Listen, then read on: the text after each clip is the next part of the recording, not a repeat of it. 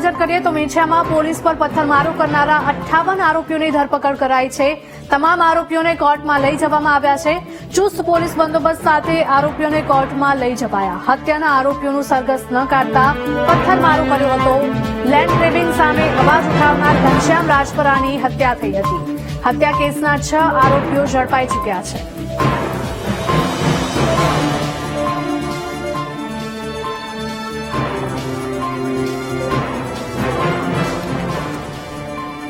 Vinchhiya police ઉપર પથ્થરમારો કરનારા 58 આરોપીની ધરપકડ કરી લેવાઈ છે। તમામ આરોપીઓને કોર્ટમાં લઈ જવામાં આવ્યા। ચુસ્ત પોલીસ બંદોબસ્ત સાથે આરોપીઓને કોર્ટમાં લઈ જવામાં આવ્યા છે। હત્યાના આરોપીઓનું સરઘસ ન કાઢતા પથ્થરમારો કર્યો હતો। લેન્ડ ગ્રેબિંગ સામે અવાજ ઉઠાવનાર ઘનશ્યામ રાજપરાની હત્યા થઈ હતી। હત્યા કેસના 6 આરોપી ઝડપાઈ ચૂક્યા છે।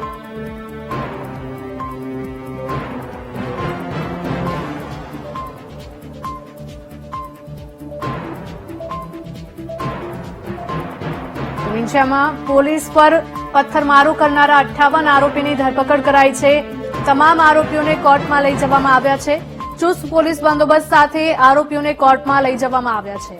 હત્યાના આરોપીઓનું સરઘસ ન કાઢતા પથ્થરમારો કર્યો હતો।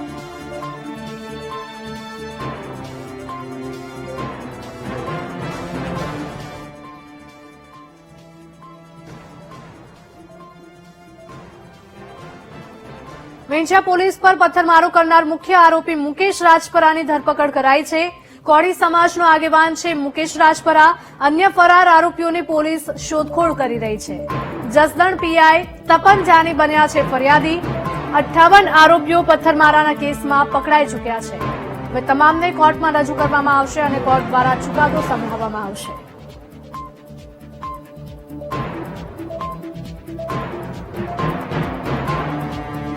સંવાદદાતા કાળુ જોડાયા છે। કાળુ, વિંછિયા પોલીસ ઉપર પથ્થરમારો કરનારા મુખ્ય આરોપી મુકેશ રાજપરાની પણ ધરપકડ કરાઈ છે। શું અપડેટ મળી રહ્યા છે?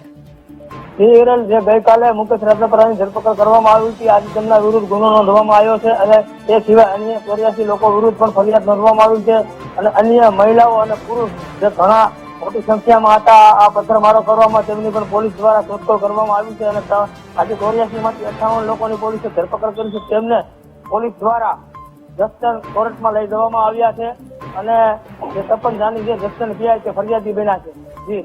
જી બિલકુલ કાળુ, આભાર।